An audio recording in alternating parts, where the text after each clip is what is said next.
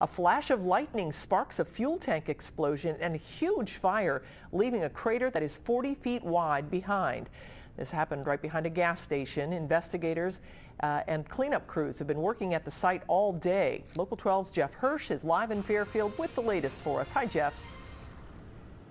Well, good afternoon, Cammie, here at the gas depot, and behind me you can see a vacuum truck that is there to suck out any oil that may remain or fuel that may remain down in the crater. There are cleanup crews in the crater as well, actually working right down in there.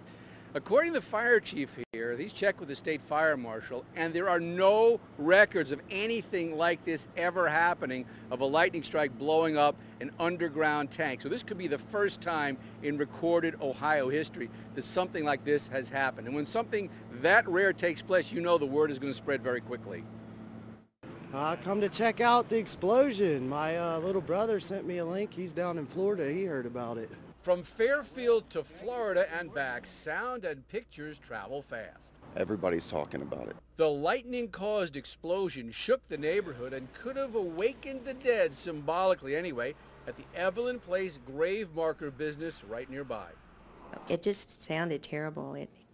It just, actually we thought it hit part of the building. It was so bad. Part of your building? Part of our building, yes. And as we went around the building, we saw the smoke, so we drove around there, and it was burning. The flames were going up underneath the roof.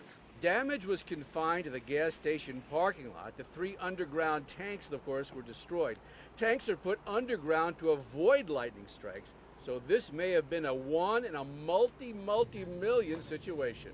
All of us have been to a fuel center where you have the fill where the tanker comes in and fills the underground tanks. There were 3 of those in a row. Our theory is that it was a ground strike, happened to hit directly on top of one of those fills and conveyed immediately to the tank.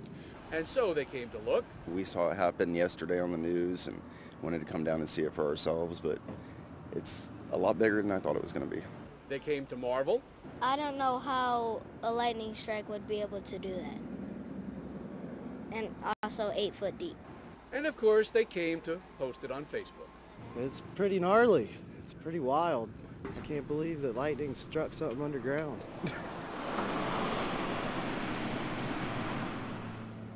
You know, anytime there's a big fire or a big explosion, you always use that cliche, it could have been worse.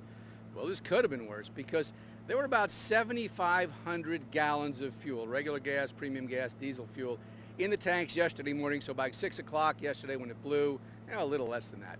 But the capacity of those 3 tanks combined is 24,000 gallons. So that's the equivalent of 3 big fuel tanker trucks. So imagine 3 of those trucks blowing up here yesterday if the thing was full. So that just shows you it really could have been worse.